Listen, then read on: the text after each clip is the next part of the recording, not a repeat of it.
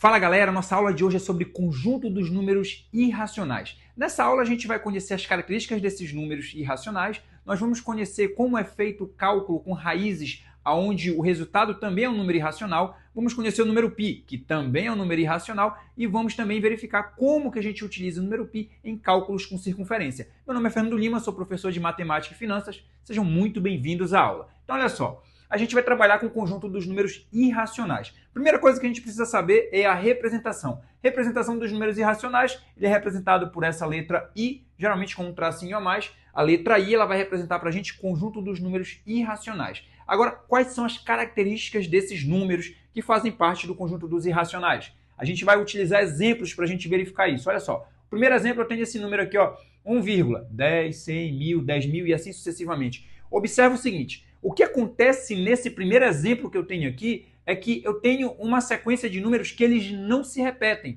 Ainda que você pense, professor, mas o 1 se repete, o 0 se repete, mas observa que eu tenho o 1 e o 0, eles se repetindo de forma alternada, onde eu não tenho a formação de um número específico que vai se repetir infinitas vezes. Tá? Por quê? Aqui ó, você tem aqui o 10, mas no próximo, no restante da sequência você tem o 100, não é o 10 de novo. Tá? Seria uma dízima periódica se você tivesse 10, 10, 10, 10, não é o caso que a gente tem aqui. Então, por não ter uma sequência de números ali que vão se repetir infinitas vezes, um número específico, eu não tenho um período. Se eu não tenho um período, eu tenho uma dízima ainda, mas ela é uma dízima não periódica. Uma dízima não periódica identifica pra gente que eu tenho um número que é infinito, mas eu não tenho um período, ou seja, eu não tenho aquele valor que vai se repetir infinitas vezes. A gente vai ter o quê? Alternâncias de algarismos que vão aparecendo ali de forma infinita, sem repetições. Olha só o segundo exemplo. 941,4734871566715 e assim vai embora. Observa que eu não tenho um valor que vai passar a se repetir infinitas vezes. Então, é uma dízima não periódica, característica de um número irracional. Olha só, raiz de 3. Geralmente raízes onde você vai ter um resultado que não é exato, você vai ter o quê? Um número irracional, você vai ter uma dízima não periódica. Olha a raiz de 3. 1,73205080756 e não tem repetição. Então, aqui a gente tem também um número irracional. Raiz de 5 acontece do mesmo jeito. 2,23606797749 e assim vai embora. Então, aqui também é um número infinito e não tem um período, então é uma dízima não periódica. Então, essa é a característica de um número irracional. Ela vai ser uma dízima não periódica. Geralmente, vai ser um número decimal que vai ser representado nesse formato, ou uma raiz que o resultado não é exato, tá? E a gente vai ter justamente essa característica aqui. Claro que salvo outros tipos de números, em que a gente vai ver um pouquinho mais para frente, como o número π, ele já é um pouquinho diferente, mas também é um número irracional, e aí a gente vai ver como é que ele funciona. Olha só, antes da gente ir para o número π, vamos ver como é que a gente calcula uma raiz dessa. A gente vai calcular justamente a raiz de 2, e para a gente fazer esse cálculo de uma raiz que o resultado não é exato, a gente usa uma técnica chamada de aproximações sucessivas. A gente vai fazer tentativas e aproximações sucessivas. Sobre o que trata isso? A gente vai encontrar números que se aproximam desse valor. Como o valor que a gente está procurando é raiz de 2, eu preciso encontrar um número que elevado ao quadrado chegue o mais próximo possível de 2. E aí a gente vai para o passo a passo. A gente tem vários passos para serem feitos, por isso o cálculo é um pouco extenso e por isso também eu já coloquei qual é o cálculo que a gente vai fazer e o resultado dele, tá? Observa o seguinte, no primeiro passo, o que é que a gente vai trabalhar? Eu vou ter que descobrir qual é o número natural, o número inteiro, no caso aqui, que elevado ao quadrado chegue perto do 2, e o sucessivo, por isso que a gente chama de aproximações sucessivas. Qual vai ser o sucessor desse número que vai, quando eu fizer ele elevado ao quadrado, vai passar, no caso aqui do 2, já que é a raiz de 2 que a gente está calculando. Observa o seguinte, em sequência, eu fiz 1 elevado ao quadrado, depois o sucessor do 1 é o 2, tá? Lembra que a gente viu essa situação de antecessor e sucessor lá quando a gente estava começando a ver conjunto dos números naturais. Se você não assistiu essa aula, depois volta lá, assiste a aula de conjunto dos números naturais e você vai entender essa ideia de sucessor e antecessor. A gente viu a mesma coisa no conjunto dos números inteiros. Qualquer coisa, volta lá, assiste a aula de conjunto dos números inteiros também para você entender um pouco mais sobre essa parte. Mas, continuando aqui, então a gente fez aqui, ó, 1 elevado ao quadrado e fez 2 elevado ao quadrado. São números, o sucessor do 1 vai ser o 2. Mas observa o seguinte, 1 elevado ao quadrado, como é que resolve isso? Vai ser 1 vezes 1. O resultado vai dar o quê? 1. Observa que o valor deu próximo do 2. Não chegou no 2 ainda. Então eu tenho que ver quem é o sucessor do 2 e fazer ele elevado ao quadrado também. Ó. 2 ao quadrado, o cálculo é 2 vezes 2, o resultado vai dar 4. Observa que quando eu fiz 1 elevado ao quadrado, o resultado chegou perto do 2. Quando eu fiz 2 ao quadrado, o resultado passou do 2. Isso quer dizer, então, que o nosso resultado está entre 1 e 2. Então, eu vou colocar aqui, ó, raiz de 2 está entre 1 e 2. Está entre esses dois números aqui. Se ele está entre 1 e 2, eu vou ter que testar 1, alguma coisa. E aí, a partir daqui, eu vou para o segundo passo. No segundo passo, a gente vai fazer com uma casa só após a vírgula, porque o nosso objetivo aqui é encontrar casa decimal por casa decimal, uma após a outra. Então, já que eu sei que é 1, alguma coisa, eu começo testando 1,1.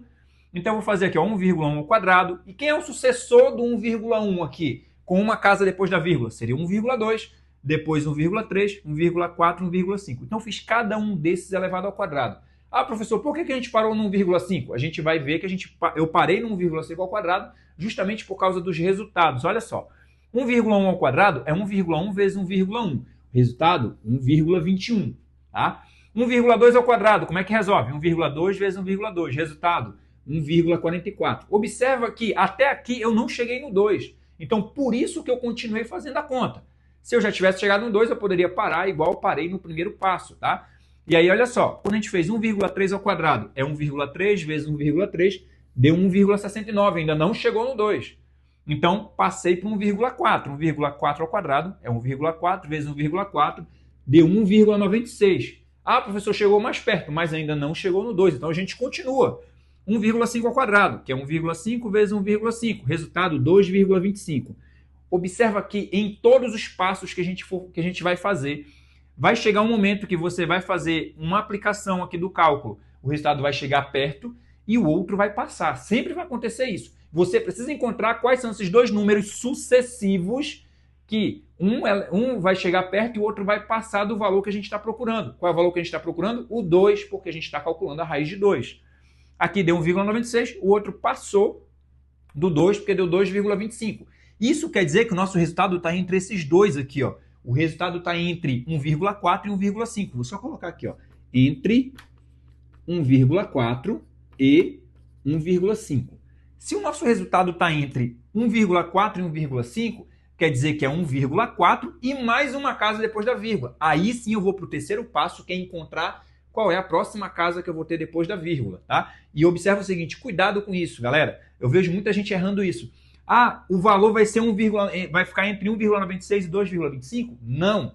Isso daqui são os resultados da aplicação da potenciação. Para quê? Para a gente testar, para ver se o valor chega perto do 2 e o outro que passa do 2. O valor que a gente está utilizando são esses daqui. Então, é entre esses valores que vai estar o resultado. É assim que a gente vai montando o resultado. É assim que, no caso, vai aparecer o resultado para vocês quando você faz na calculadora. Só que a calculadora faz aí bem rápido, né, de forma automática, encontrando cada uma dessas casas que tem depois da vírgula. Mas vamos lá para a gente continuar esse cálculo. Então, a gente vai para o terceiro passo. No terceiro passo, como a gente sabe que está entre 1,4 e 1,5, vai ser 1,4 e mais uma casa depois da vírgula. Então, eu começo com 1,41, que aí eu coloquei mais uma casa depois da vírgula. 1,41 ao quadrado vai ser igual a 1,41 vezes 1,41. Olha o resultado, deu 1,9881. Tá? Tá aqui o resultado. Ainda não deu 2. Então, se não é 2 o resultado, eu continuo. Quem é o sucessor do 1,41? Ou seja, com duas casas depois da vírgula, seria 1,42. 1,42 ao quadrado é 1,42 vezes 1,42. Deu 2,0164. Tá? Então, aqui, ó, o valor passou. Observa aqui 1,41. O resultado chegou perto do 2. 1,42 ao quadrado, o resultado passou do 2. Quer dizer, então, que o nosso resultado está entre 1,41 e 1,42. Entre 1,41 e 1,42. Eu parei o cálculo aqui, no terceiro passo. Por quê? Porque eu já encontrei entre quais números ele fica. Ah, professor, vai chegar uma hora que eu vou achar o 2? Não. O cálculo ele é infinito. Justamente, eu sempre vou encontrar entre quais números ele fica. E cada vez o resultado vai chegando mais perto do 2 aqui, já que é a raiz de 2 que a gente está calculando, o resultado vai chegar mais perto do 2, mas ele não vai chegar exatamente no 2. Então, por isso que ele é uma dízima não periódica, ele é um cálculo infinito. Observa que se ele está entre 1,41 e 1,42, eu vou fazer o cálculo agora com 1,41 e mais uma casa depois da vírgula. Então vai ser 1,411. Esse é o quarto passo que a gente vai fazer. 1,411 ao quadrado é 1,411 vezes 1,411. Olha o resultado. 1,990921. O resultado está perto do 2.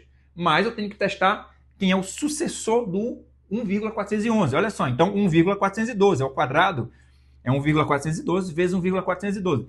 Chegou mais perto ainda do 2. Olha só, mas não chegou no 2. 1,993744.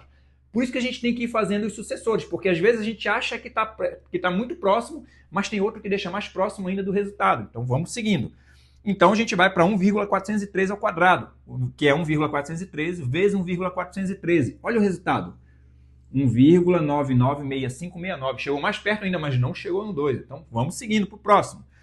1,414. Observa que eu estou seguindo a sequência. 411, 412, 413, 414. 1,414 ao quadrado é 1,414 vezes 1,414. Olha aí o resultado. 1,999396. Chegou perto do 2, mas não deu 2 ainda. Então a gente vai para o próximo. 1,415 ao quadrado é 1,415 vezes 1,415, que dá 2, olha só, chegou no 2, galera.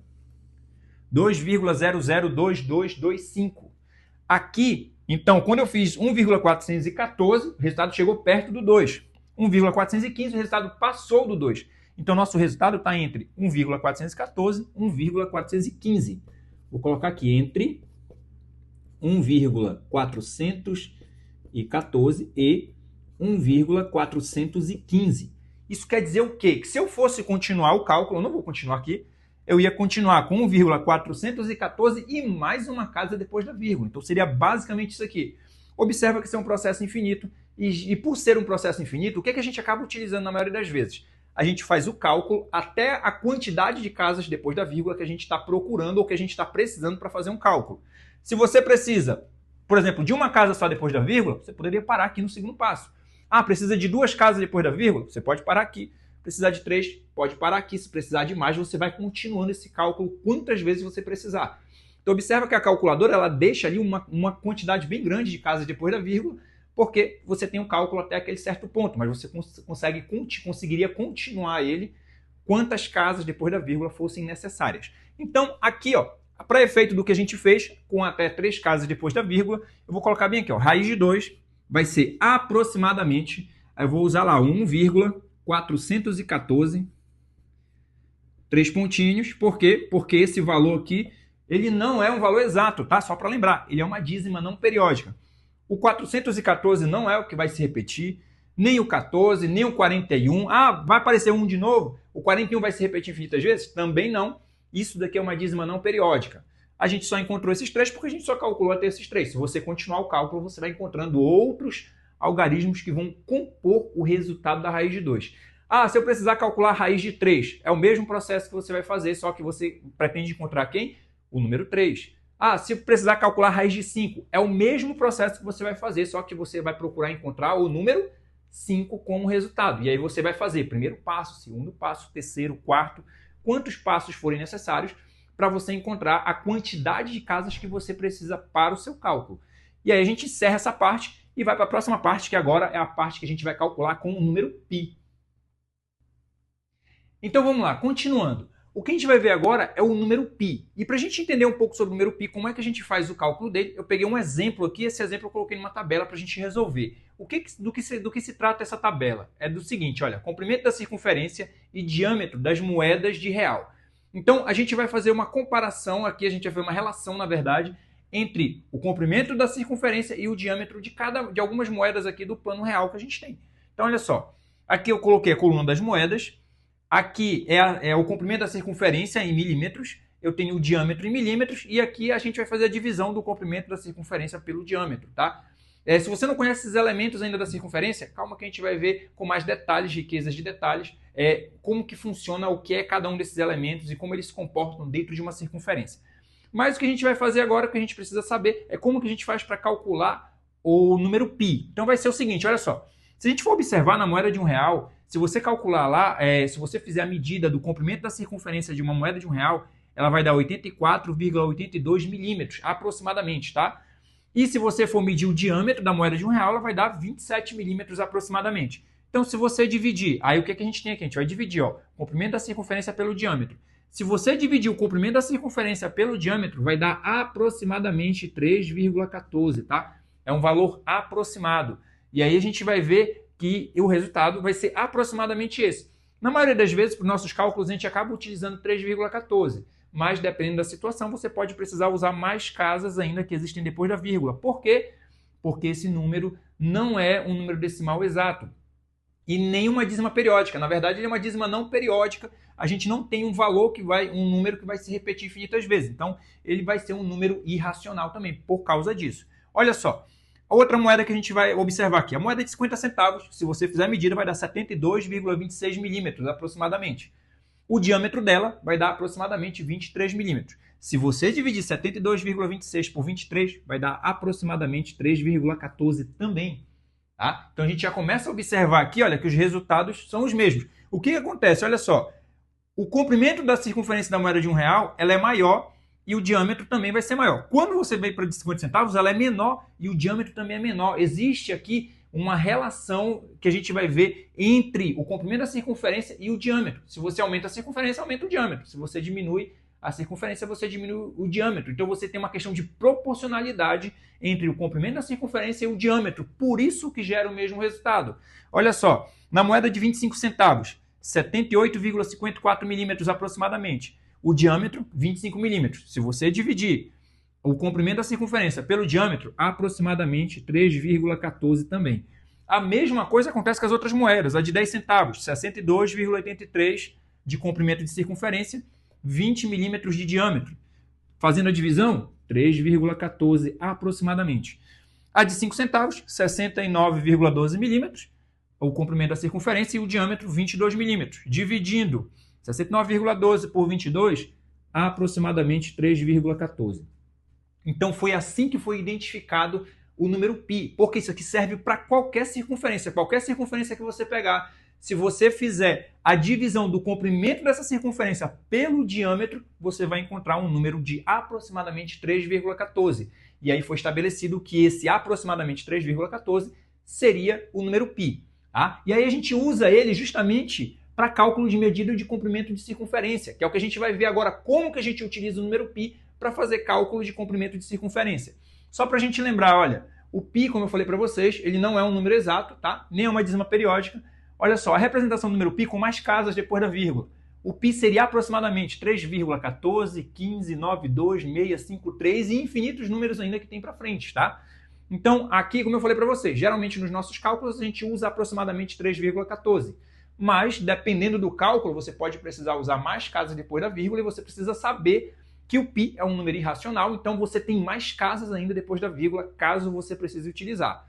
Beleza? Então vamos entender aqui sobre a circunferência, como que a gente faz cálculo de circunferência usando agora o número π. O que a gente precisa lembrar? O que a gente acabou de ver, se eu pegar e dividir o comprimento da circunferência pelo diâmetro, eu vou ter justamente o número π. Essa aqui é a primeira coisa que a gente viu. Isso aqui vai servir para quê? Para toda vez que eu precisar calcular o número π. Mas aí a gente vem para a seguinte situação. O que vai ser, por exemplo, a circunferência? A circunferência é essa borda circular que eu tenho bem aqui, ó. Isso daqui vai ser a circunferência. O que seria o comprimento da circunferência? Seria justamente a medida dessa borda, como se eu pegasse ela, esticasse e conseguisse fazer a medida dela ali em centímetros, em milímetros, em metros, dependendo da circunferência que você tenha. Então, isso vai ser o comprimento da circunferência. E o que seria o diâmetro, então? O diâmetro é a medida que vai de uma ponta a outra da circunferência, passando pelo meio aqui, ó. Isso tudo vai ser o diâmetro. Vou até colocar aqui para baixo. Bem aqui. Daqui até aqui vai ser o diâmetro. Então, o diâmetro é essa medida aqui, que vai de uma ponta a outra da circunferência, passando pelo meio. Por que eu não fiz lá em cima? Porque a gente precisa lembrar o seguinte, que em uma circunferência, a medida que vai do centro da circunferência até a própria circunferência, que é essa borda aqui, a gente chama essa medida de raio. Tá? Então, tem um raio para esse lado, tem um raio para cá, para esse outro também. E para onde eu precisar projetar esse raio, eu vou ter a formação de um raio, desde que eu projete ele do meio da circunferência até qualquer lugar da circunferência. Por que eu coloquei raio para um lado e raio para o outro? Porque a medida dos dois raios juntos vai ser justamente o diâmetro. Então a gente já tem uma outra situação aqui que a gente pode encontrar o valor do diâmetro se uma questão te dá só o raio. Por quê? O diâmetro ele vai ser igual a 2 vezes o raio. Então a gente já tem uma relação aqui entre diâmetro e raio. O diâmetro vai ser 2 vezes o raio. Se uma questão te dá, por exemplo, o valor do raio e te pede o diâmetro, só você multiplicar por 2, você vai descobrir aí qual vai ser o valor do diâmetro, tá? Então aqui é só para a gente entender a relação entre diâmetro e raio, para você entender o que a questão pode te dar para você calcular. Ah, professor, mas e se eu precisar calcular o comprimento da circunferência? A base vai ser justamente esse cálculo que eu tenho aqui, porque olha só, se eu precisar calcular o comprimento da circunferência, eu preciso deixar só o comprimento da circunferência isolado aqui desse lado na fórmula que a gente tem. Então eu vou passar o D para o outro lado. Como ele está dividindo, ele vai para lá multiplicando. O comprimento da circunferência, então, vai ser π vezes o diâmetro. Essa formulazinha bem aqui vai ser uma das formas de eu fazer o cálculo de comprimento da circunferência. Porque se a questão te der o diâmetro, você só multiplica o π pelo diâmetro, você vai conseguir calcular o comprimento dessa circunferência. Ah, professor, se a questão não me der o diâmetro, ela me der só o raio, como é que eu vou fazer? Lembra que o diâmetro é 2 vezes o raio? Então eu posso colocar no lugar do D o 2R. Então o comprimento da circunferência vai ser π vezes 2R.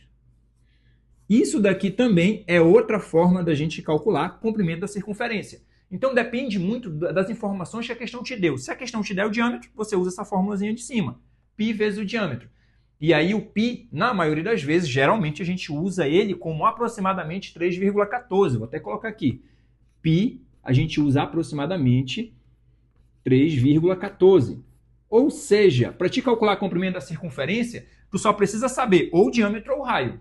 Se a questão te der o diâmetro, substitui o 3,14 no lugar do π, e o valor do diâmetro aqui faz a multiplicação, você encontrou aí o comprimento da circunferência.